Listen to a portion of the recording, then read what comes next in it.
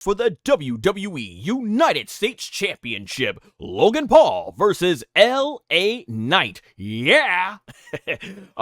Man, so we start things off with Machine Gun Kelly, who I don't think I've seen on WWE programming since Kevin Owens powerbombed him off the stage on Monday Night Raw almost 10 years ago. But yeah, he comes out accompanying Logan Paul, who gets heavily booed in his own hometown. Obviously, if you've been following the controversy on Twitter with Logan Paul, just one more reason why you can easily see why people don't like him. As I said, I don't really follow Logan Paul, but it was everywhere basically hearing about this. And hey, like I said, someone who doesn't follow Logan Paul outside, I'll always give him credit when it comes to what he can do in the WWE ring, because he is certainly impressive.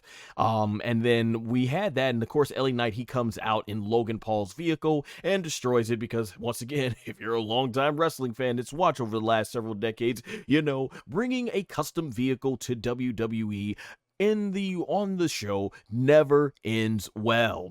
All right, so then from there, we got Logan Paul and LA Knight.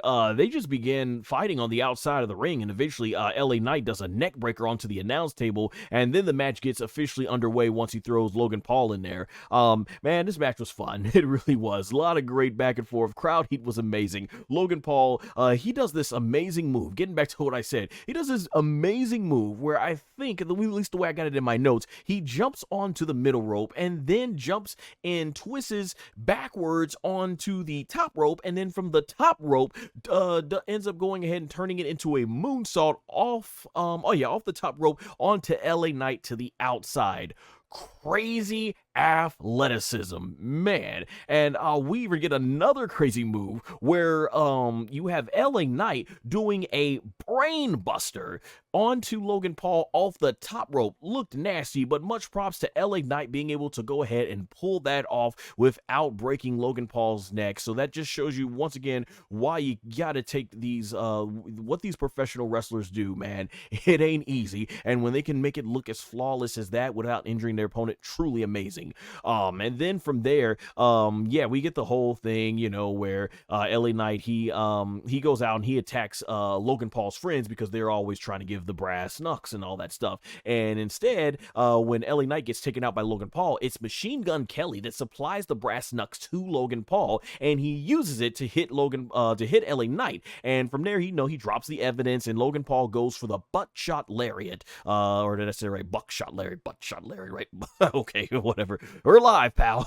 Buckshot lariat, only to get hit with a blunt force trauma by LA Knight before the clothesline can even connect, hitting the 1, 2, 3 with the pinfall and becoming the new WWE United States Champion, thus making LA Knight ends up winning his first championship of any kind in WWE. Like I said, this was a very fun match, very well worked.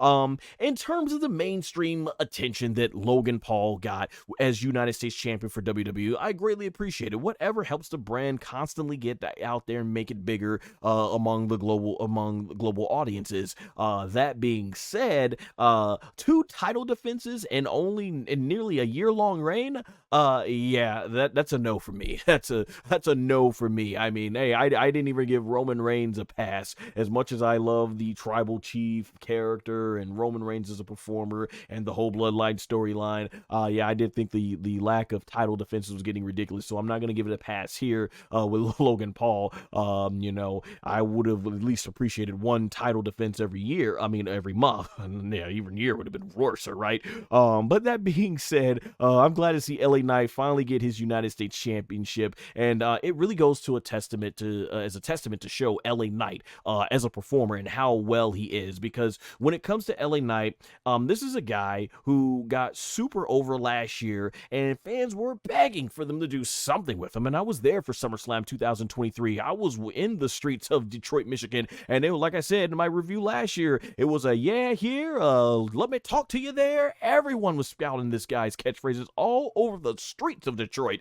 And to be honest, WWE never really did much with LA Knight after, I would say, losing to Roman with the world title. Yet despite it, he still stayed hot with the audience. LA Knight was still getting loud reactions, and it showed that the audience was willing to be loyal to this guy. They understand the talent and the entertainment value that an LA Knight brings to the product. And there you go, United States champion. And I thought that was fantastic. Finally, and hopefully maybe this can project him later on to becoming a world champion. So definitely very well earned from LA Knight. He worked hard to get in this position. And yeah, I'm definitely looking forward, like I said, when Logan Paul gets back in the ring for some more great action. He never fails to disappoint in the ring.